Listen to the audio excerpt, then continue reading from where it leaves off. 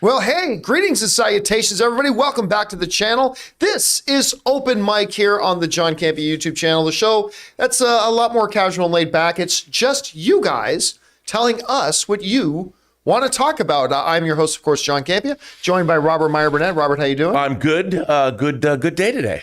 We had a good show this morning. Good show today. We played a little over and under again. Yes. You know what? I like that game. I did not realize the feedback we've gotten from the audience. I did not realize how much people liked that game. I don't think we played that at this studio yet.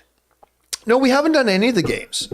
Right. Because there were two main games we would play, but I can't remember what the other one was. The one was over under, and I can't remember, it wasn't fill in the blank. It was something else that we played. Truth or Dare. No. Truth or Dare. Maybe you guys in the We'll play that tomorrow. Live chat will remember or know what the second game was. We always used to play over under, and we played one other game. I can't remember what the name of the And other Ray one. emerges victorious.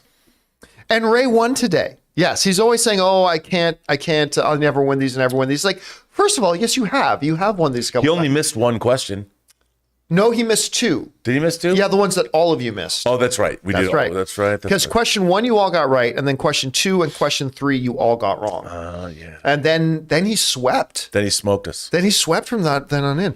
Anyway, guys, good to have you guys here, and we are going to be taking your questions here today. The super chats are currently open, but they're only going to be open for a few more minutes. If you have a topic or a thought or a question you'd like for Rob and I to discuss, before we get into that though, going to talk about this. First of all, I'm seeing in the live chat. So I have not verified this myself, and maybe I'll need to. But they're saying that the Hollywood Reporter, guys in the live chat are saying that in the Hollywood Reporter, that the Marvel Project Armor Wars is now going to be a movie instead of a series. Wow. Which, I mean, that's a weird shift in direction. Like, I would have, you know what, honestly, if you had... Maybe the Inhumans are going to be in it. If you had asked me, I doubt that. If you had asked me this morning, hey, do you know if Armor Wars has started shooting? I probably would have said, oh, I don't know for sure, but I think they have. But clearly they haven't. So that's interesting. Well, that's something we're going to have to talk about on the John Campea Show tomorrow. Listen, before we get to the live questions, though, Rob and I were talking earlier today about how, you know, with the pandemic being mostly in the rearview mirror now, and we've had some big hit movies. I mean, whatever you think about Doctor Strange, Multiverse of Madness, or Thor: Love and Thunder, those movies made over like $1.7 billion collectively. Sure. Top Gun Maverick did it hit 1.5? I think it did, didn't it? Did it? I'm not sure. Or no, 1.4, 1.5. Definitely hit 1.4. Spider-Man: No Way Home crossed the $2 billion mark. I mean, there have been some big hits. A lot of smaller films have done very well and very respectably and all that kind of stuff. So it looked like things were kind of rolling, but then something funny happened along the way. Thor: Love and Thunder came out. And for you guys in the live chat, what was the release date of Thor: Love and Thunder? Because I can't remember that off the top of my head. It was July, wasn't it? It may have been in July. So Thor: Love and Thunder comes out and makes big money. July 6th, Blake is saying. July 6th, July 7th. So July, August, September. So we're 2.5 months since then. What has been the biggest movie to come out since then? Like it has been this dry oasis that, you know, nothing significant has come out, and really nothing major is coming out until Black Adam. And that's not until like late October. Yeah. And then after that, so it's like, I don't know if this is probably still repercussions of the pandemic and when things were going to be ready to go and all this kind of stuff. But it's been like, wow. I mean, Simon is pointing out in the live chat, Monsters. I mean, I did overlook Monsters. Oh, no. God forbid, John. Yes, clearly Monsters. That's the one but it feels almost like, and I was mentioning this today, it almost feels like being back in early 2020 again, or mid 2020. It's like, it just felt like we're in this period where we're just waiting for big movies. We've really been talking, all of us as a fan community have mostly been focusing our attention on, I mean, thank God for House of the Dragon and Lord of the Rings and Andor and whatever. So we've been mostly relying on that. But I mean, when you look at the release schedule after November, everything looks like it's getting back into its regular routine. But my God, this is I mean, outside of the pandemic era, this has been an incredibly dry spell. And there are things that have, like the re-release of Jaws and E.T., into IMAX. And Avatar. And Avatar. Yeah. I mean, luckily Avatar made $30 million, but it's not like we can be like, oh my God, we have to talk about Avatar. Yeah. I mean, Avatar 2 doesn't show up until Christmas, so. And also, they're posting a latch Hocus Pocus 2. There you go.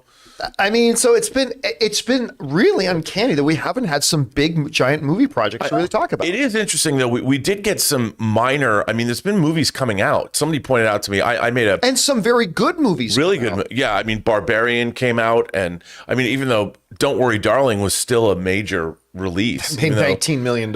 Yeah, it's not. There's a ton of movies. I was on Twitter the other day, and I commented. I said I watched The Firm. The Tom Cruise movie, The Firm. Yeah, Wilford Brimley, a great cast, Gene Hackman. And I commented on Twitter, I said, I really miss these mid-range studio, big-name releases. John Grisham novel, big deal. Paramount used to kind of be the king of that. They were the king of that, and I said, I miss that. Like, studios do not release movies like that at all. They would turn it into a streaming series or something. And people are coming back at me going, well, Rob, there's a lot of original movies being released, and people were bringing up all these movies like Barbarian, and I said, yeah, but what I mean is these were big money releases. They would make them for $50 million, and they would gross $250 million at the box office. All of those kinds of movies are gone.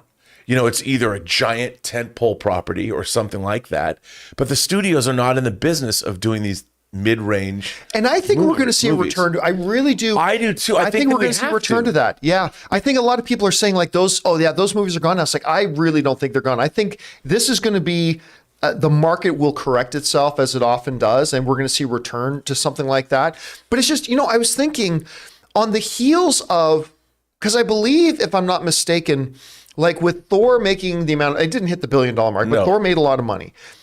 Top Gun Maverick being out there. It just seems to me like there was a lost opportunity here for some studios to put some movies in this 2.5 month window that could have piggybacked on the success of films like that, and probably could have made some decent money with very little competition around them. Right. I agree. I mean, even something like that trailer for, I was very excited about Knock at the Cabin, because I read that book, the M. Night Shyamalan movie. By the way, when I went to the movie theaters the other night to go see Greatest Beer Run Ever, they had a wall of Knock at the Cabin posters already up on the wall. Oh, nice. Yeah, they're already advertising this thing pretty good. I mean, they're advertising. It doesn't come out till February. And I was thinking, why wouldn't you put that out in October?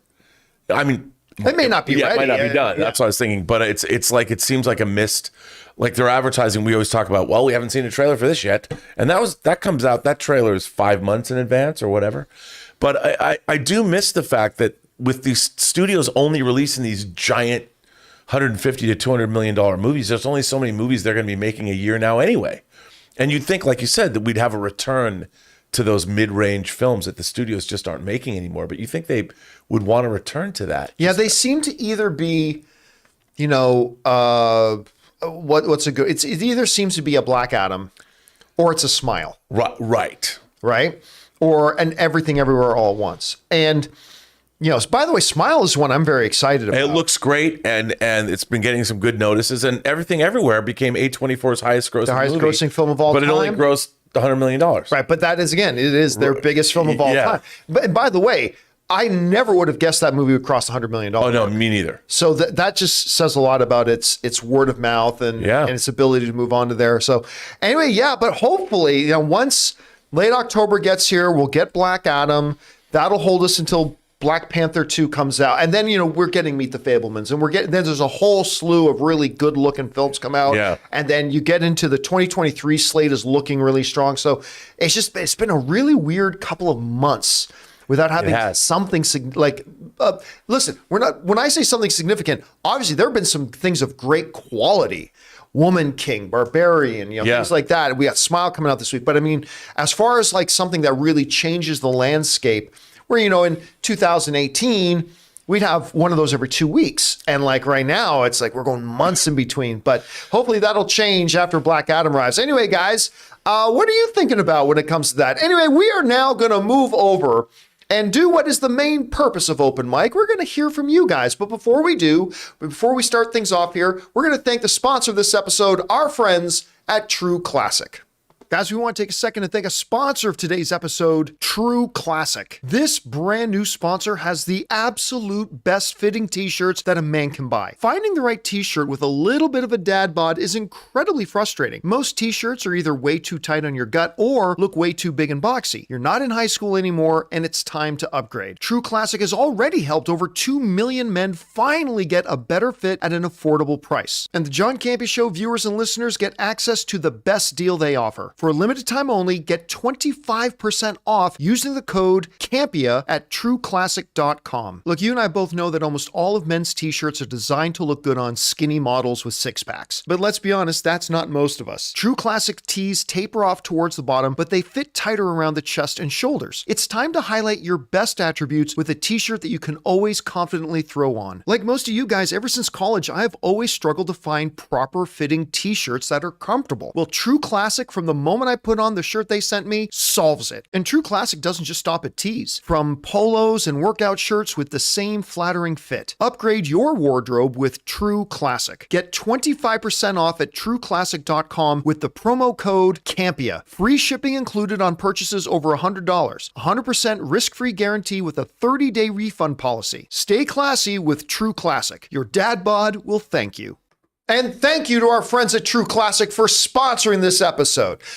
All right. With that all said, guys, let's get to the main reason we're all here, which is to hear from you guys. The Super Chats are now closed, but you guys filmed them up. So let's go on over and see what we got. Rob, what do we got in the Super Chat? Let's see what we got. Daniel Vakura says, what do you think of the Warner Brothers lawsuit with embellishing? Nope, it's the Irene Jobson. Do I already do that? Oh, well, sorry, Irene. Irene Jobson says, favorite sushi roll or rolls? Do you like squid, octopus? Flashback to the boys. Yeah, I actually don't eat sushi. I'm a huge sushi fan. I mean, I eat most rolls, but I like hand cut, sushi. But I'm a staple. I like yellowtail, salmon, tuna, lobster. I'll try the odd California roll, but honestly, Right. I'm not really a seafood guy. Yeah, so I grew up in Seattle where seafood's in our blood. Yeah, I get that. But I like most sushi. I don't like elaborate rolls with lots of sauces, and give me just great fish over rice. All right, what's next? Jake says, hey, John and crew, what are your thoughts on Harrison Ford being rumored to play Thunderbolt Ross? Would you be okay with a Thunderbolt Ross recast? First of all, I'd be very curious to see where this rumor comes from. Yeah. Because anybody can start a rumor, so it's probably complete 100% bullshit. But again, I'm saying that not knowing where it's coming from. For all I know, maybe it's coming from Deadline. I'd be totally fine with it. I mean, again, I think every character should be able to be recast if, for whatever reason, we lose the actor who was playing. Sure. So yeah, 100%. 100%. Obviously he's one of the all-time great actors, so I'd be all for it. I'd like to see him with a mustache. I'm trying to think the last time we did see him with a mustache. Yeah, I can't remember. Maybe he doesn't want to do that, but I would like to see him with a mustache. And does he have to play Thunderbolt Ross or somebody new? Well, I mean, if they're specifically talking about Thunderbolt Ross for that, then yeah, you bring him in. And he would be a very good fit for it too. He's got that, old man get off my lawn kind of vibe he does. These days. And I think he'd do a really good job. I think it'd be great. But again, I don't actually believe it for a second. But if it does, it'd be great. All right, what's next? Reamer Bulldog says Black Panther Wakanda Forever will be the best comic book movie of the year, in my opinion. And it's the Marvel movie to get it back on track of being great. Well, but it also very well could be the worst Marvel movie of all time and be a total bag of shit. I mean, we just don't know. I mean, I respect your opinion, but your opinion and my opinion in this question has no veracity because you haven't seen it to have that opinion. And I haven't seen it to have that opinion. So we can be hopeful. I mean, now we're just speculating. It does look good, though. Oh, the trailer is phenomenal. Yeah. And it's the big thing, the 100% biggest thing about all this is that it's Ryan Coogler. Ryan Coogler has not just not made a bad film. He hasn't directed anything that wasn't at minimum great. Creed, Fruitvale Station, Black Panther, maybe not all top 50 all-time movies, but I mean, every movie he's directed, he's a masterful storyteller. It looks fantastic. Every reason to be optimistic. Yep. But let's not act like we've seen the movie. So I mean, it could go south many different ways, right? Hope is a beautiful thing. But it does look great, and I got a lot of hope for it. It just, again, that trailer was so good. So good. And where's the other one? Give me another trailer, John. Again, we talked about it today. 15% chance. I think the new trailer comes out tomorrow. 50-50, it's out by next Friday. Yeah. Well, we'll see. Or maybe there won't be another trailer. Are you one of these guys that's always going, don't show me any trailers? Well, you know what, though? In the case, I'll tell you, in the case of Wakanda Forever, the trailer was so compelling. They didn't tell us anything. I just want to, and maybe I would be okay if we never saw anything else up until the movie. But I do I'm curious to see, I just want to see some of the Talocans. I want to see somebody, I want to see Namor speak. You know, I want to see something. Give me new characters talking. Well, we only saw one character talking in the trailer. I know. So that's why I'm like, there's no sense. I have no sense of what this movie's about. Yeah. Yet. Not yet. But we will. But again, that was just the first trailer. So. Yes. All right. What's next? Jay Bling says Deadpool 3, Ryan Reynolds and Hugh Jackman starring in a film directed by Sean Levy and written by Rhett Reese and Paul Wernick. On paper, this is more perfect union than the United States. There's a reason why I have practically been pissing myself since we got this. That's a great picture, by the way. Picture. Since we got, you know what's funny about this? I interviewed Take Ryan Out, and one of the first real thrill interviews I got to do when I was with AMC was at CinemaCon, and I got to sit down with Hugh and Sean talking about Real Steel. Oh. And that was a terrific day. And so obviously, Hugh and Sean have worked together. Ryan and Sean have worked together. Now they're all coming together. I mean, can you imagine how much this is great? How much fun it would be to be on that set? Oh my! Are they going to get any work done? Like, I mean, I can't imagine how much fun it would actually be to be on that set. Yeah, I'm just losing my mind over this whole thing. It's incredible. I weep for the first AD. Guys, we have to get a shot off. Come on. All right, what's next? Jay Master, one of two. Breaking from Variety, MLK-X, the fourth installment of Disney Plus and National Geographic's period drama anthology series Genius, has set its lead cast. Kevin Harrison Jr. will play Dr. Martin Luther King. Aaron Pierre will play Malcolm X. Waruche Opia will play Coretta Scott King, and Jamie Lawson will play Betty Shabazz. I've never even heard of this series. There's what was the last one? Yeah, but I watched one of them, and it was great, but I don't. Yeah, I've never even heard of the series. Yeah, I've never even heard of this. So I mean, that's good. I mean, that sounds fascinating, though. Yeah, I mean, I'll watch that. All right, Malcolm X and Martin Luther King Jr. Come on. All right, what's next? CJ Rebirth says, finally, they're doing Now You See Me 3. Yeah, they just, Ruben Fleischer, he just got signed to do it today. They're doing Now You See Me 3? There you go, buddy. Why? Why? I guess, because everything needs a trilogy.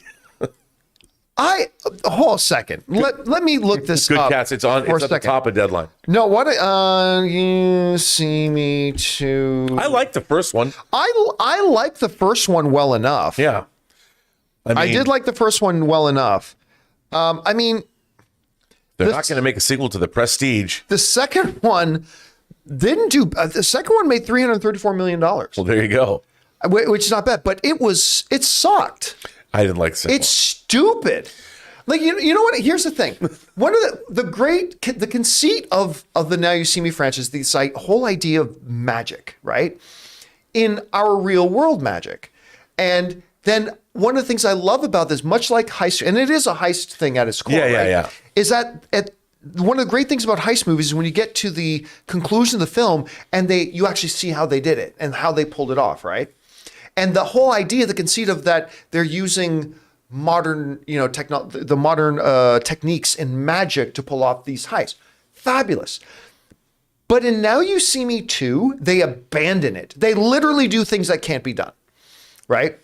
They just 100% do things that can't be done. Nothing short of Doctor Strange, the Sorcerer Supreme, could possibly explain what they did. Like it's like the fun of it is that they're doing like the Italian Job. The fun of it is that they're doing it within a way that is conceivably, yeah, that could be done. Right. But they just abandoned it entirely for this nonsensical fantasy. And it just ruins the whole conceit of the film. And I was like, I am going to be more than happy to never see a third one of these. Even though I love the cast, I like the idea of the first one. I can't imagine this. I can't believe this is going to go to theaters. This has got to be straight to Apple Plus or something. I mean, I don't know. I don't know. I haven't read the report, but why are they doing this? This is such a bad idea. Oh, well. Okay. Maybe they have a really good idea and they decide, we got to make this. Hopefully. All right. Tyler Piffer says, do you think, or is it Pfeiffer? Tyler Pfeiffer. So it's probably Pfeiffer. Do you think they made a mistake not putting Hocus Pocus 2 in theaters? Seems to be a ton of nostalgia for it. I honestly don't think anybody's going to watch it. Yeah. I'll be honest with you. I've not heard a single person talk about this movie. Can you imagine Kathy and Jimmy's agent? Yes, she'll be in it. Yeah. I mean, and that's the thing. Like, we hear people talk about a lot of strange things. I haven't heard anybody writing and ask me about Hocus Pocus. Yeah, I don't have nostalgia for Hocus Pocus. Listen, the first Hocus Pocus is a harmlessly enjoyable little harmless fun. Right. Right? But did they need to go back to it? Okay. I mean, I don't have a problem with them going back to it. Not like Now You See Me 3. I have no problem with going back to it. But I'm just saying that we get hundreds, if not some days thousands of people writing in through comments, social media, emails, whatever. And I don't recall anybody asking about Hocus Pocus 2. Then again, I haven't heard anybody ask me about a lot of different things, but I've never heard anybody ask about a Hocus Pocus 2. So I'm not surprised, nor do I think it was a mistake not to put it in theaters. I don't know that this thing would have done any business.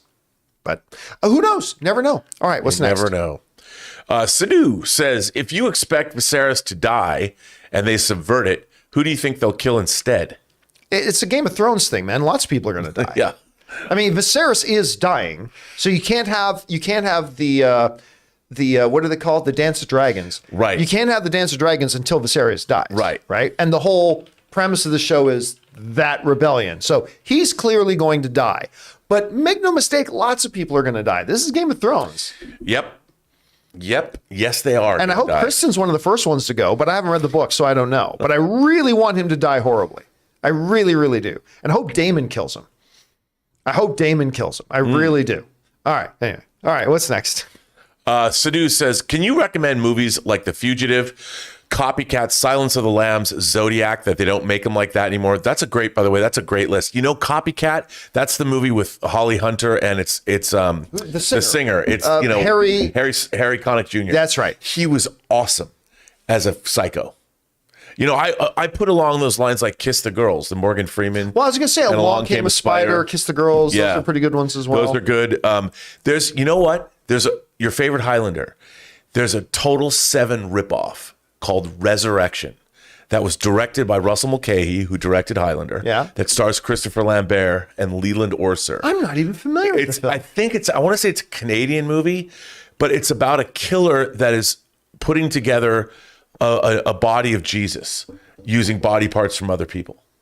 And it's a pretty great cop thriller. Although it's lower budget, but it's pretty good. That was something that came to my mind. Yeah. But Resurrection. But like those Morgan Freeman ones are not bad ones. Not bad. All right, what's next? Tyler Pfeiffer says Harlan got in trouble because it is illegal to assault a member of the King's Guard. Well, yeah, sure. But I mean, at the same time, there was a very easy logical thing around that. You can say, I felt that dude, King's Guard or not, was putting the king's grandson in peril, right, or at risk. I mean, there's a way they could have gotten around that pretty easily, but hey, it was a plot device, so we forgive it. Yes, indeed. All right, what's next? Sadu says, rewatched Avatar. This movie changed my life as a 10-year-old in IMAX 3D. It was my Star Wars. You know, I gotta tell you, the original Avatar never made that kind of an impact on me. Like, I very much enjoyed it, very much. But like, you saw a lot of people that it changed their worldview. Yeah. People starting petitions to have our government change its system of government to reflect more of that of the way of the Na'vi, right? This movie affected a lot of people on a very deep personal level. I see you, John. And, see. and I respect that. That's great. It never made that kind of impact on me, but it is terrific filmmaking. But I can imagine, like, if you were 10 years old and saw this in IMAX 3D, it was probably staggering. Yeah. I mean, I can see that. Yeah. Totally. All right. What's next? Reamer Bulldog says, definitely going to rewatch Deadpool 1 and Deadpool 2 and Logan. Oh, you're probably definitely. Definitely. Yeah. Definitely going to rewatch Deadpool 1 and Deadpool 2 and Logan before Deadpool 3 comes out.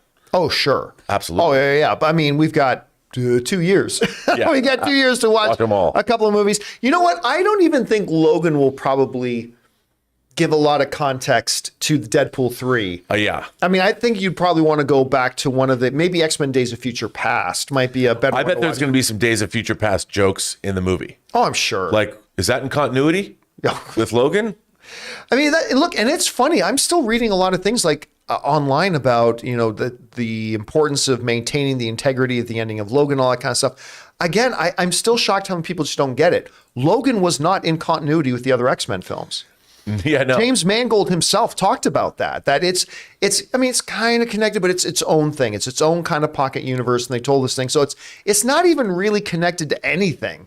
But as Ryan Reynolds did point out in the video that, well, technically the movie Logan takes place in the year 2029. So we don't have to worry about that. Right. It just means they can't kill him now. But even if they do kill him in Deadpool 3 in 2024, it doesn't matter because Logan doesn't actually exist in continuity. So it's okay. It's okay. All right. Anyway, what's next?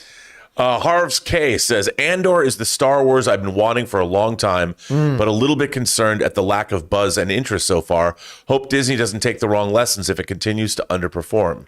Who anywhere is saying that Andor is underperforming? Yeah, I think this is going to be a show that only builds over the weeks. It's going to get more and more viewers as people hear more and more about it. Well, here's the thing, too. I don't know anybody that's not watching it. Well, we were talking yesterday on the Andor after show. Dude, both of us, both Chris and I were just waxing rhapsodic about how great that 4th episode, man. It's remarkable. On every level, it was peak Star Wars. And it gave me so many things that I had wanted. All the characters, you go from Mon Mothma, you meet her husband, who's a douche. Yeah. What's that dinner party going to be like that they're going to have? I mean, everything about it was just character building. And like you pointed out earlier, when Stellan Skarsgård does his change. Oh, when he puts on the ring and then does this whole, he's getting back into character. And even that, when you think suddenly he's dealing Jedi antiquities, and then you find out, him and Mon Mothma are in cahoots. All that was fascinating. It was so great. And all the little Easter eggs that were in his shop, it was amazing. I mean, it was so good. Everything about it was good. Yeah, I absolutely loved it. And then you get into the introduction of now you're bringing one of my favorite subgenres into place with heist film. Now we're getting into the heist, and I can't wait. It gets better. It gets better. Dude, I can't wait. It's so you've only seen episode 6. I've only seen up to episode 6. Okay. I've not seen anything you've seen past the next that. 2. So I've watched half of the season. Does that mean they're talking about they do these in blocks of 3? So at the end of episode 6, is this? I can't answer that till I see 7. Right. Okay, So okay. I don't really know, but you do feel like there's a part of it that feels like it's come to its logical conclusion. Okay. By the way, I had some people writing to me saying, John, I'm confused. Episode 4 didn't take place a year after episode 3. We thought 1 year was being skipped after every 3 episodes. The reason there's some confusion about that is because that's season 2. Yes. Season 1. Now remember, we start Andor 5 years before the events of Rogue One. Season 1 is 1 year. Right. Season 2, every 3 episodes is a year. So we got 1 year covered in season 1, 4 years covered in season 2. So that's why there was some confusion there. All right, what's next? Al Renshaw says, if Doctor Doom is in Black Panther 2, do you think that should be revealed in a trailer or piece of marketing? Well, honestly, I'll be honest with you. I have no idea why everybody's so freaking out about the idea of Doctor Doom popping up in Black Panther. I really don't. Right.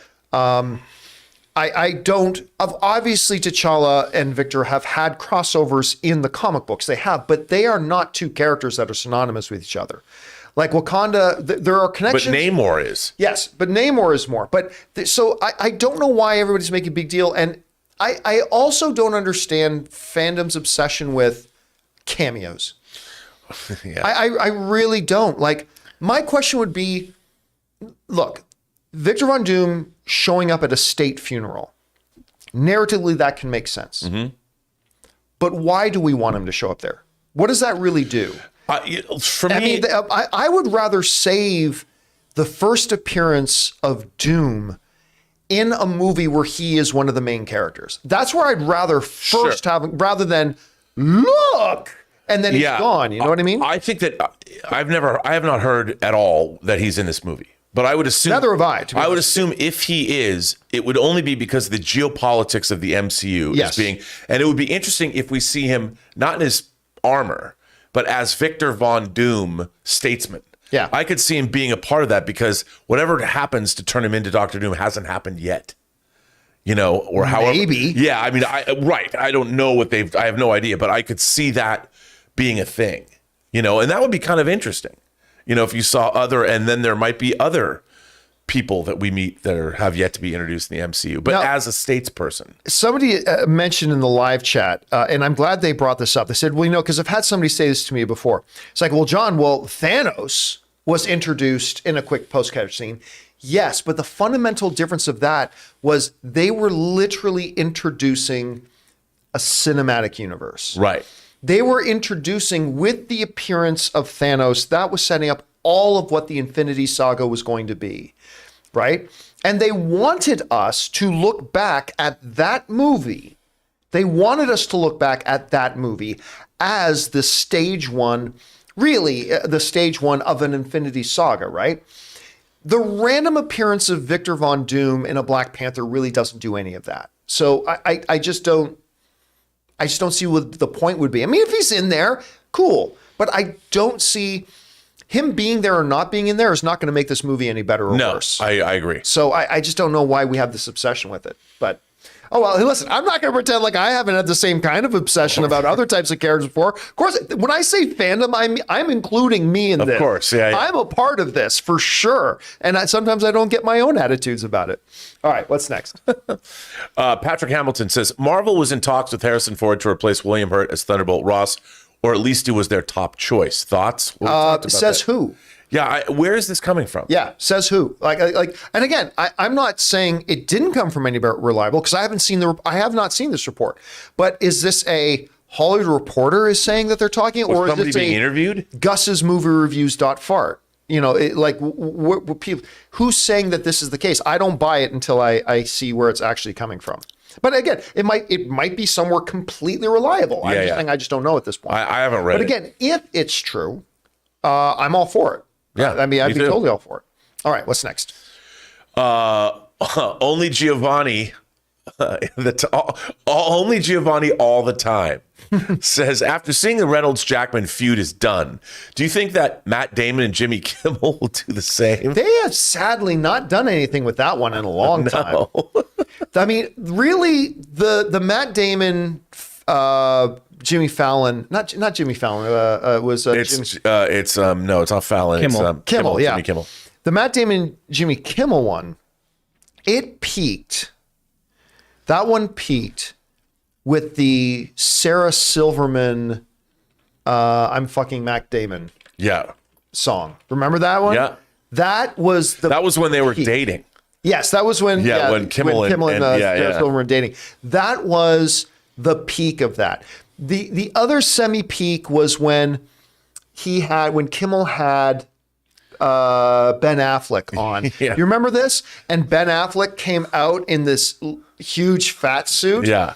And then he sat down, then he opened up the jacket, and he literally had Matt Damon in a baby harness under his jacket that he walked out to get. I mean, but they haven't really done anything. No, with it that hasn't in a happened. long And then time. they've played it out, but it would be funny to see something more happen. I always like that. It was always delightful. I always did great. like it. They played it up well. All right, what's next? Jay Masters says, John and Rob, as of right now, Marvel Disney Plus Werewolf by Night 1 hour film is holding up a 100% on Rotten Tomatoes with 9 reviews. Yeah, that's better than not. Again, Right. Always try not to get too terribly excited when there's still just single digit reviews. Still, that's a good thing. Let's see what it is when there's 50 reviews. I haven't heard anybody say anything other than they liked it. I've not heard what. Yeah, I've heard varying degrees, but not one person have I heard say that it's not good. Right. And I tell you what, for somebody like me who has had no interest in this, I have had no interest in Werewolf by Night.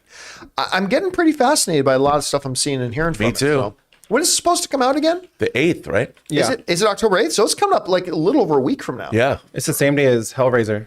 Ooh, that's And- actually going to be kind of a good There double you go. feature. That's a good double, Hellraiser and Werewolf yeah. by Night. Well, a triple feature because it's also the same day as Lyle Crocodile. Well, we'll let you do that yeah, one. you go enjoy Lyle. You Report go back. enjoy Lyle. All right, what's next? Al Renshaw says, do you think Black Adam needs to release another trailer to ensure it does a great opening weekend? I think it would help tremendously. Look, I am excited. Anne, I got a notification that Anne had bought our tickets this morning, so we got our tickets. I'm going to go see it opening for sure. It's Dwayne The Rock Johnson. He's my second favorite movie star. Did you see the video of him and the little girl on Twitter today? No, but I'm sure it's amazing. Dude, some girl, I don't know if he was shooting, some girl waited in her neighborhood for like 2 hours, and she was a 10th grader. And he comes out to her, and she's flipping out. And she's like, oh, wait for you. And he goes, do you have a camera? You want to take a picture? And he gets the camera, and they take pictures, and he goes, no, come here. And he gets the camera and does a video and asks her, who are you? What school do you go to? Well, you just became the coolest girl in your school. I mean, you can't not. This guy knows what's up. I mean, he's always been this way with his fans. We saw him at CinemaCon. I mean, the guy knows what to do. But when you see, he didn't have to walk out for this one girl in the middle of the street. And he did. And it'll warm your heart. I'll tell you, I was speaking to somebody who worked with Dwayne Johnson on a movie, and they had told me that they had never seen another actor who was so generous with their time with their fans. Like he'll go out of his way to say hello to fans and stop and meet people and all that kind of stuff. And the first time I got to meet Dwayne Johnson, I got invited. I was in Vegas, and he happened to be in Vegas, and they invited me to go and do an interview with him. And I'm waiting in the hotel lobby because it was me and it was a couple of other people as well, right? There's like 5 or 6 of us that were invited to go and speak with him. And we were supposed to meet at his hotel in the morning. And it's like, I got there a bit early. So I'm hanging out in the lobby of this hotel. And it's like 9 in the morning, 8 in the morning, something like that. And in the front doors comes Dwayne Johnson in his workout gear because he had been working out since 6. And he comes walking in and, and not a lot of people in the hotel lobby at that time in the war, but like people, and he stopped to talk to every single one of them, blah, blah, blah. And that's just what he does. It's just what he does. Everybody who's worked with him that has talked to me has said, what you see of Dwayne Johnson on screen, they said that's actually how he acts off screen, which is rare to hear. No, it's to see that, and he's been doing it since the wrestling days too. So he's had experience with all different kinds of fans. No one's better than he makes everybody feel like $1 million. Yeah, and he knows how to work a room, man. You got to see this video because it'll put a smile. Okay, I got to look this up. All right, what's next? Rich K says, "Is the elf in Rings of Power that leads the orcs? Is that Sauron?" It seems like it is definitely not. Yeah, I don't think it is. Especially with the anger he got when the one dude kind of even suggested that he might be Sauron. Right. So I'm thinking not. I'm not even completely sure he's working with Sauron. I don't think he is. I'm not 100% sure. I think they tried to turn him into an orc and it didn't take. Yeah. So he's been stuck in this half form for now. He's leading I think he's trying to build his own empire, and so I think Sauron's going to wipe him out. Here's what I'm wondering. I have a suspicion, and it's probably 100% wrong. Probably 100% wrong. We'll find out tonight. Part of me wonders if it's him. It's not him so much being nefarious as I wonder if he just legitimately loves the orcs and is honestly just trying to give them a home. Right. Honestly, a part of me wonders if he's just trying to give orcs a home. And that's why these orcs are all so fanatically devoted to him. Especially if he's like half orc. He's like half dark elf, orc, whatever. Yeah, who knows? And he's sympathetic. So, I mean, I don't know. Or he just doesn't like Sauron, but he has to work for him. And that's exactly. Because we all know the Southlands becomes Mordor. Yes. So, yeah, we'll see how that kind of progresses. All right, what's next? Richard K goes, over under 40%, that seeing as this is Ford's last indie movie, that Indiana Jones dies at the end. From a big picture sort of way, it makes sense. Harrison Ford seems to love to kill off his characters. Right. He seems to love to do that. The one thing that makes me think they won't do that is I don't know that they want to end the last Indiana Jones movie on a downer. I think they may want to end this off with literally Indy riding off into the sunset like he already did in Last Crusade, but riding off into the sunset, getting to enjoy the remainder of his days. So, I mean, narratively, if you're going to kill Indiana Jones, this is the time to do it. And listen, James Mangold is directing it. And he's like, well, this is the last Logan film. Let's kill Logan. Yeah. So, I mean, it is James Mangold. But I got a feeling they're going to not want to have a sad ending. So I don't know. What do you think? That's a good line, 40%. But I'm going to go under 40%. He did say, Harrison Ford did say this was the last Indiana Jones movie. Yeah, he goes, I'm not falling down for you anymore. Yeah. I'm going to go over. Yeah, so you think the end of it is I think they're going to kill him. All right. I think they're going to keep him alive. I mean, but it is the end. And you think they're going to kill him? Of course, it wouldn't be canonical because then you have the Young Indiana Jones Chronicles. We met very, very old Indy. Yeah, continuity schmontinuity. Yeah. It doesn't. I think he's going to die. All right. What's next? But it's going to be good. James Argentis says, who do you think Mon's recruit is? Most likely either Bale or Leia, with a small chance it's Hera, since they mentioned the Ryloth system in the episode. Ryloth is an entire planet. Just because they mention Ryloth, that doesn't mean it's going to be. And the problem about Leia is that she looks more like that right now. Remember, this is 5 years before the Battle of Endor. She's like 12 at this point. It's Bale. It's 100%. Yeah, I think so too.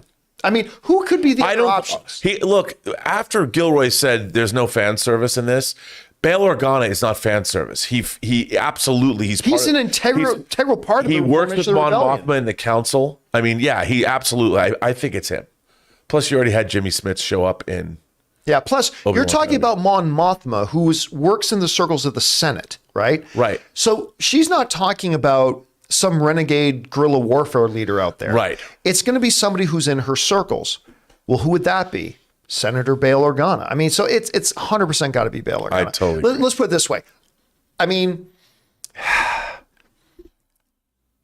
I'm trying to think about what's fair and not fair for me to say at this point. Anyway, let's just. Oh, do you know? It's for a fact. Let's just move on. Okay, we're moving on. Moving right along. You answered, I'm going to refill my drink. Okay, Al Renshaw says, I want to see Deadpool joke to Wolverine about Thanos' face. Deadpool could say, I heard of a purple guy with a nutsack face with 3 claw marks. Do you know him? Al, I think that I would be, I can honestly say we're going to get some Thanos jokes. I don't know if it's going to be, a nutsack for a face, probably. And 3 claw marks. It'd be funny because Wolverine wouldn't know what he was talking about anyway. I definitely think we're going to be getting all kinds of MCU jokes. If it were up to me, I would think most of the jokes would be at the expense of the MCU. And I think we're going to see cameos from other MCU people. And maybe, in a way, Thanos could be in this movie in some way, shape, or form.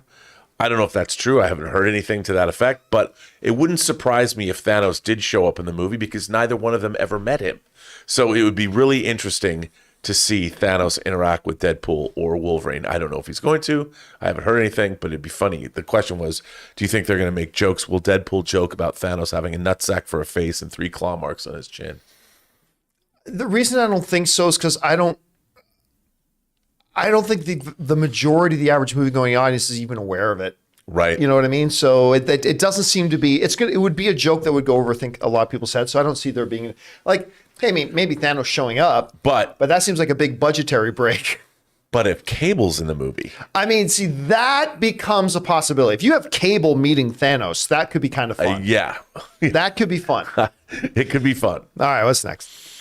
Culture Wars Diplomacy says, any non-sarcastic example of a TV episode or movie that the writer thought they were writing a hero but was clearly unjustifiably out of line? Freaking, what's his name? Snake Eyes. Snake Eyes was an asshole. Right. Storm Shadow was actually the good guy of that movie, and Snake Eyes was an insufferable asshole. I mean, that's one of the reasons I just didn't like the movie at all. I mean, there was many other reasons about that, but yeah, it's just awful. Can you think of one? I'm just trying. I can't think of one off the top of my head. I mean, Big Trouble in Little China? oh yeah. When Maybe some 2 to 3? 8-foot-tall monster has the back of your head up against your favorite barroom wall. And have you paid your dues, Jack? Yes, sir. The check is in the mail. All right, what's next? What a great movie that is. Richard K says, what did you think of Young Indiana Jones with Sean Patrick Flannery? I recently saw the DVDs on Amazon, and I know knowing this show, I didn't on Amazon not knowing this show existed, and is it worth it? I honestly was not a fan. I watched it and never watched it again. It wasn't great, but there was a few really good episodes. There was a World War I episode, or maybe a two-parter that was really good, and there was a jazz episode that was really good. Those are the two standouts. I don't remember it. Yeah, and the rest of it it didn't work very well. And there was also the little kid, like the 10-year-old Indiana Jones. It wasn't great. A few episodes are worth seeing, though. What's next? Richard Case says, part 2, where Hannibal's grandchild could be in trouble. Oh, wait, hang on a second. This is something about. Is there 18. any part 1 somewhere? Yeah, is there a part 1 on this one? There it is. There it is. Okay. Okay. I know that they're all old now, but with Harrison Ford being 80, could we get an A-Team movie with the originals back? I know George Papard died. I was going to say, yeah, that's not really possible. Good old George Papard ain't around anymore. But Dirk Benedict, Dwight Schultz, and Mr. T could return last time. Where Hannibal's grandkids could be in trouble, and they were like family to face BA and Murdoch. They offer to help come out of retirement and kick ass one last time for Hannibal's family in his memory. I mean, nobody would go see it. I don't think people would go see it. If it was a TV movie, maybe, because I don't think you could make a feature film. Yeah, look, if you want to do a Peacock. I mean, look, after Cobra Kai, dude, you can do anything. Well, I mean. If it was well done. But if you wanted to do a Peacock original, 3-episode, limited series event. Yeah. And you could spend $3 million on it, maybe. Listen, I thought the A-Team movie frame, remember Bradley Cooper, Liam Neeson, Rampage Jackson, Sholto Copley as Howlin' Mad Murdoch. They tried to do a movie of it a while ago. And it wasn't bad. It wasn't bad. There's a lot of good stuff. I love when they're in the tank. The tank is parachuting. It was pretty good. It had its upsides. Joe Carnahan directed that. I thought it could have done well as a franchise, but they never went with it again. No. Listen, A-Team is something everybody will remember fondly, but not really think they need to do it again. Yeah. I don't see that happening, especially, at their age right now. So yeah, probably not. All right, what's next? I'd watch it though. John Redcorn says, buy one, rent one, lose one. Morbius, Munsters, and Easter Sunday. Ooh. I will buy Easter Sunday. Really? It's the worst thing of the year, but it was harmlessly bad. All right. Worst film of the year, but it was harmlessly bad. I will rent Morbius because despite the fact that it's a bad movie, it had its moments. I still honestly think that it is a bad movie. Don't misquote me. It's a bad film, but it had its moments and it had its upside. And there were pivotal moments in Morbius that had they made a couple of different decisions, that was a movie that at several points along the way could have been salvaged. They just seemed to, at all those points, seem to make the wrong decisions with the movie and whatever. And Munsters is the one I'll get rid of. Yeah, I think I would buy Morbius only because I'd have the justification of, well, I need all the Marvel movies, and so I'll just put it in my collection, even though I'm not going to watch it, but I have it in case somebody else wants to watch it. I have it. Then Easter Sunday I haven't seen, so I'll rent that. But Munsters is going in the garbage. Easter Sunday is so bad. And you know what? Here's the thing. Maybe if Joe Coy was not my favorite comedian in the world right now, maybe I wouldn't have been as disappointed with the movie that I was. But he is, I just think he's the best. I think he's the best stand-up comedian going right now, currently. But that movie's so bad. So bad. Broke my heart, man. Absolutely broke my heart. All right, what's next? Cinema Reviews says, Chris mentioned the idea of a Star Wars horror the other day. Imagine a loose adaptation of that zombie trooper book done found footage style from a droid's point of view. That was Death Troopers. I have that book. I kind of like that book. You know what? Doing a found footage Star Wars horror movie from a droid's point of view works for me. I'd watch that. I'll do one better. Let's see how good you are at this, Taylor. See if you can find images for this. There is a Star Wars character that goes by the name of Dr. Aphra. Right. And the thing about Dr. Aphra, and we like this because we're positive that Star Wars has actually put pictures of Anne on StarWars.com in her Dr. Aphra outfit. I'm positive they modeled Dr. Aphra after Anne. Anyway, but Dr. Aphra has these two droids, and they are C-3PO and R2-D2 lookalikes, right? So it's a 3PO droid and it's an R2 unit, right? Except that these two droids are homicidal, psychopathic murderers. All they want to do is kill biological beings.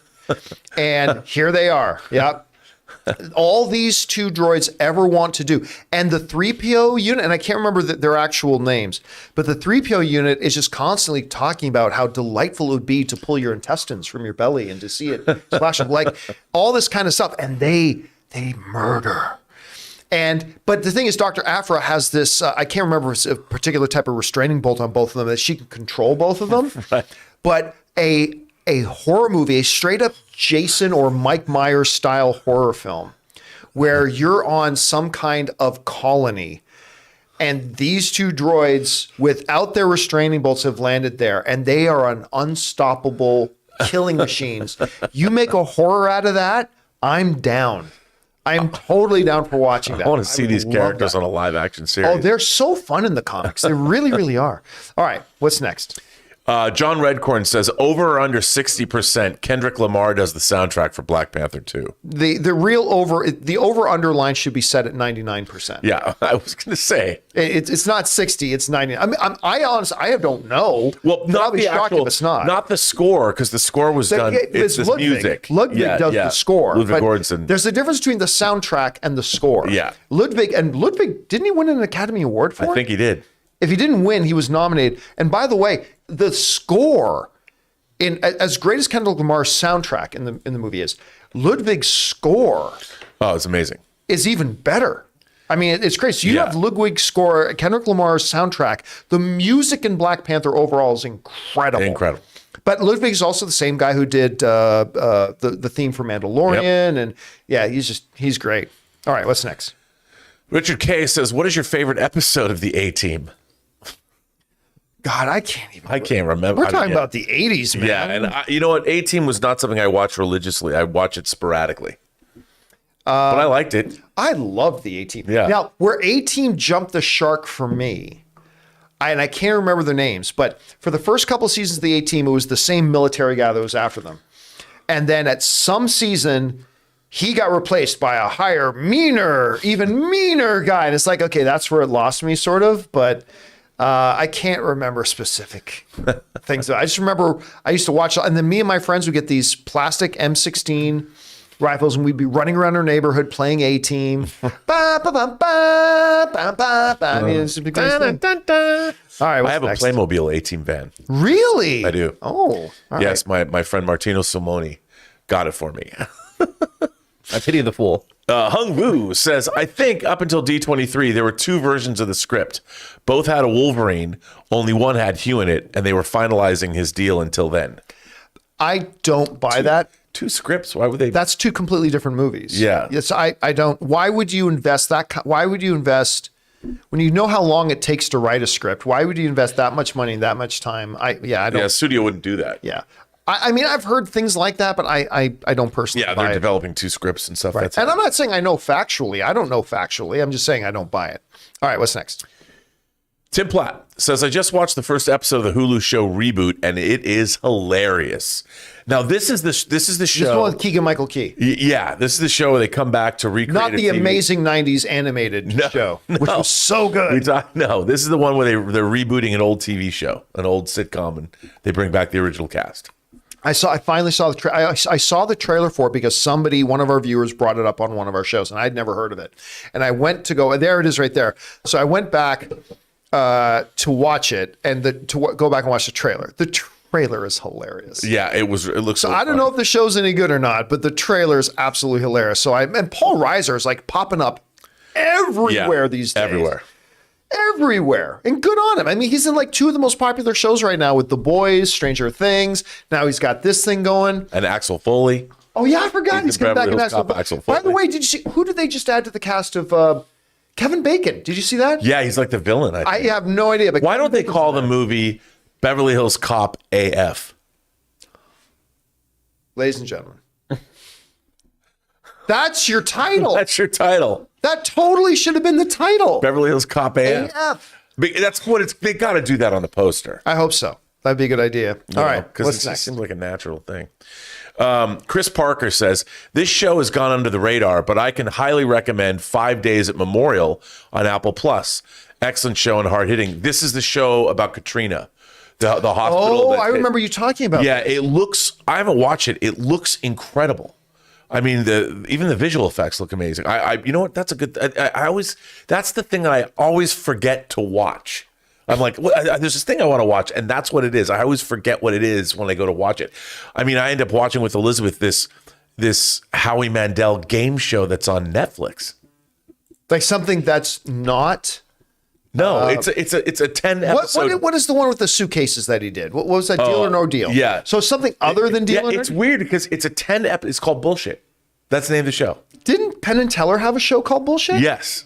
And this is a game show, and I'm like, and I watched all 10 episodes of it with Elizabeth. It's actually pretty good. All right. I've never even heard of it. It's so weird to think about a game show on Netflix because it's only 10 episodes, and then I don't know. Yeah. It's weird. All right, what's next? Fanjecture says, my guess, Armor Wars budget for special effects was ballooning too high to justify streaming. Might need to go theatrical and make that higher amount of money back. Well, I see. Because if that was the case, then you've got a show that's scripted to be probably 5 hours of content, and now you got to cut that down in half. So I think it's like anything else. It's probably good enough that they bumped it up. They're like, this is a really good script. We should do this as a movie. I hope so. Yeah. But if that's the case, then you got to radically alter the script to get it to fit it down into a movie. Yeah. But hopefully you're right. Like, listen, we've seen that happen before where studios looked at something and said, you know what, this is just too good. Remember, the highest critically rated film of all time is actually Toy Story 2. And that movie was designed and originally conceived as a straight to home video movie. Yeah. And they started the process of putting it together, and then somebody at Disney and Pixar looked at it and said, you know what, this is really good. This is really good. It would be a shame for this to go straight to home video. And they ended up making a theatrical film, and it ended up being like the #1 critically rated film of all time. This, apropos of nothing, I have the scripts for Secret Invasion. Right, yes. It's really good. The tone of it's really good. It's I'd say if I were to compare it to something, it's like Andor. Really? It's a straight up spy thriller. It's really good. And I think people are going to really love it. I hope they pulled it off. All right, what's next? We only have 2 questions left. They just didn't load into the activity feed. So okay. What do we got in there? First one is from Orange Hand. Favorite Simpsons episodes, quotes, and moments. Well, I mean, listen, this goes way back. I mean, look, The Simpsons is filled with some incredible one-liner moments and everything, and this is very stereotypical. But I don't know that anything The Simpsons ever made me laugh as hard, and it might have been like season 2 or season 3. But that one when Bart was going to skateboard jump the canyon, and his dad stops him, and he falls down and then falls out of the ambulance. There were very few times in my life I remember laughing as hard at that. I mean, but it's almost countless, the stuff with. Yeah, I can't even. How many years? What are they going on? 30 years or something. You know what the thing is? The thing that whenever I think about The Simpsons, I think about the first time I ever saw The Simpsons. Well, they were on the What's Her Name show. The Tracy Ullman show. Tracy Ullman show. But I'd never seen that. It was when they were in a movie theater, and I want to say it was before Die Hard 2, and it was when they were shocking each other. The families. I was laughing hysterically at this, and that was, I think it was Die Hard 2, and it was a Simpsons short in the movie theater in front of a movie, and I want to say it was Die Hard 2, but I don't remember. And that was my first taste of The Simpsons, and that was just I don't know why I thought it was so funny. It was so funny, and I was laughing my ass off. All right, what's next? All right, and then the last one is from J Master, sending in a $10 super chat. Thank you for that. Rob, on Saturday, October 1st, the Seattle Kraken will unveil their official team mascot. Also this weekend, the Seattle Mariners could clinch, oh my God, there's that word clinch again, a playoff berth since 2001. Wow, well, let's hope so, because the Mariners, it's been a long time. Let's see. This is the only thing I know about sports. Okay, I want to bring this up. So Anne watches a show called Abbott Elementary. Yeah. That's been winning tons of awards right now. I've seen a couple of episodes, and it's quite funny. So Anne started watching the new season. I came in, and the Philadelphia Flyers mascot is on it. It makes an appearance in it. And one of the teachers basically goes, I don't get why people get so excited about this. I don't even know what it is, right? And then this teacher comes face to face with the thing. And one of the things that this mascot does is got this huge belly, and he kind of does this big thing rolling his belly, and he just does it. And all of a sudden the teacher starts smiling, laughing. He's like, I get it. It's like, yeah, I have no idea what the Philadelphia Flyers mascot is supposed to be. Maybe a callback to the old 1970s Broad Street Bully. I mean, I see, the thing is, I want the Kraken. You talk about a mascot, and I want an actual sea monster. Coming out of Puget Sound. I want a sea monster coming out of the water. Its tentacles grip. I don't know. It's obviously there's no sea monsters, but it's got to be a sea monster, doesn't it? It has to be a Kraken. Here's it what has to they be a should real do. Kraken. Here's what they should do. They should have a virtual mascot. Follow me. It'll be like a what's the damn social media thing? Where the ones that you can put the filters on that they started Snapchat. with.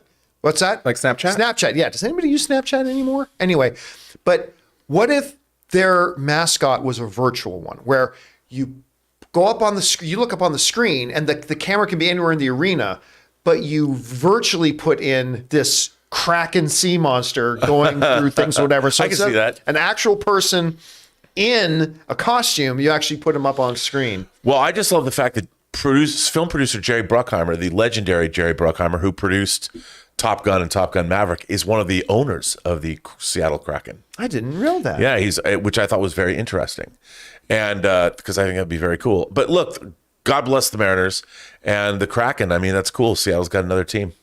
You know what, guys? Why not just for fun? Why don't we take a few extra minutes here? And let's just take some questions from the live chat. If you guys are the super chats are turned off, but if you guys have a question or a thought you want to throw into the live chat, I'll put my eyes down there and see if there's anything in there that you guys want to bring up. A bunch of people are still ready. You can always tell who's late to the party because if people are still ready, John, did you hear that Armor Wars is going to be a movie now? Yes, we've spoken about it a few times. You can always tell when somebody's late to the thing. Let's see. Adam Fasher writes, John, are you able to vote in the U.S. elections? I don't believe I am because I'm not an American citizen. Yeah, you can't. I'm a permanent resident, but I don't think permanent residents can vote, which is more than fine. You don't want Ann hook you up with the green card, buddy? I have a green card, but that does not make you a citizen. Oh, no. That makes you a permanent resident. Yeah, so you can't. So I am a permanent resident, but I am not a citizen. Okay. Let's see. J.R. Nika saying, have y'all seen Dahmer on Netflix yet? Dude, Not yet. I've been watching it. It's hardcore, man. Is it? It's hardcore. But is it good? The last episode I watched was 6. Oh, so you're that far into it? Yeah. You know what? I would say this. It's incredibly well made and it's very well acted. It's just disturbing. Yeah, I've heard that. It's not. And disturbing is like any other emotion or experience in a theater. Disturbing can be really good or not good. It's like any other thing, right? It's really well done, and it's really well done. It's not a pleasant experience. All right, let's see here. Let's see. Hey guys, Ryan R is saying, "Hey guys, what's your favorite vacation spot?" I know this sounds weird. Vegas. I'm a Vegas guy, man. I go to Vegas 6 or 7 times a year. I love it. What about you? Probably Hawaii. I started going to Hawaii when I was a little kid, and I love Hawaii. And I've been to the Big Island, I've been to Maui, I've been to Oahu, I've been to... I've never been to Hawaii. Oh, dude, you and Ann should go. Yeah, Anne's been constantly trying to get me to go. And you know what? Kauai, either go to Kauai or go to the Big Island. Right. Oahu's great, and Maui's great too, but Kauai is incredibly beautiful. But the Big Island, go to the volcano fields because it's like I'm being on another planet. All right. Jack Zafke writes, do you think this means Blade will be delayed? I do. I don't think Blade is going to make its release date at this point. I mean, you weren't on the show yesterday, but I mean, I said, when you start going down about how, especially with Jeff's report about how right now the script apparently is like at 90 pages with like 2 lackluster action scenes and Mahershala is getting frustrated and all this kind of stuff. It's like, I said, this is some DC sounding drama. Yeah. Or Lucasfilm sounding drama. I mean, this is not stuff you are used to. And we talked about this a bit yesterday, but this type of stuff, I have been saying for a couple of years now that I believe Kevin Feige is getting spread way too thin. It used to be in the MCU, they had like 2 to 3 movies a year coming out.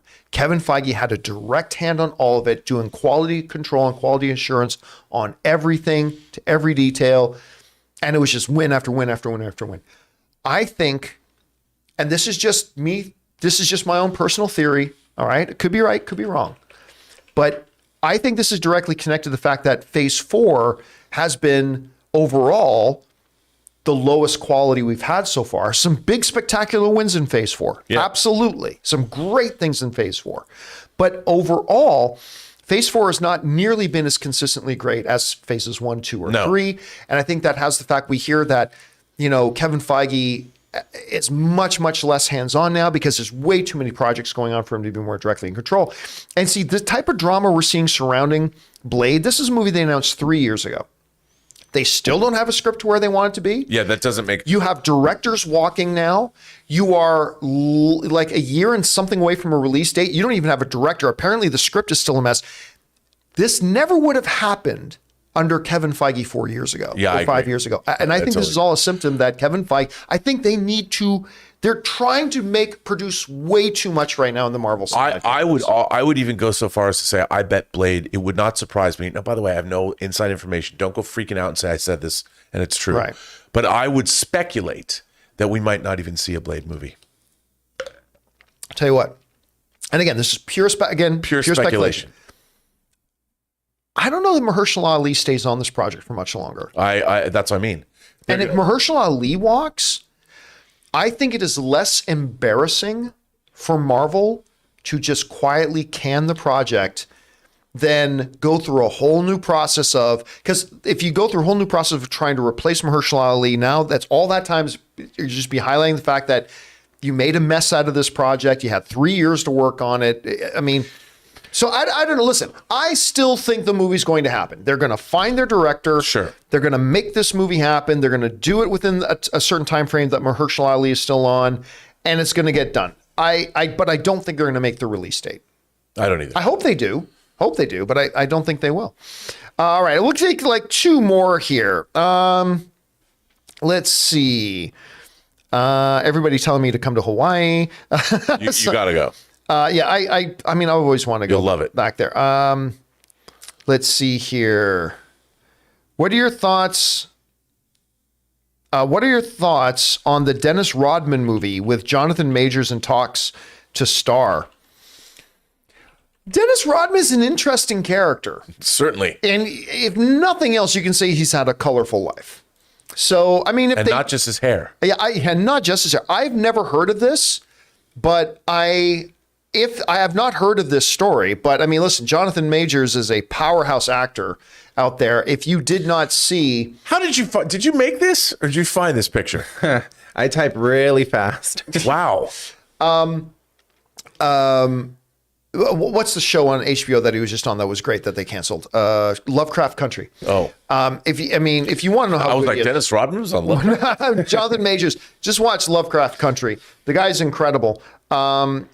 So, I mean, yeah. I mean, if you're going to do it, I would be mildly interested in it. I mean, I'd watch it. Yeah. Let's see. Freddie Mac writes, we'll end things off here with this. John and Rob, if you could choose the next Marvel comic to be depicted on the big screen, which would you choose? I've had the same answer to this for 7 years. Bishop. Yeah. I'd love to see Bishop. Yeah. I mean, look, it would have to be an X-Men thing. I mean, I would probably go, I'd want to see the X-Men, but it's so, what do you do?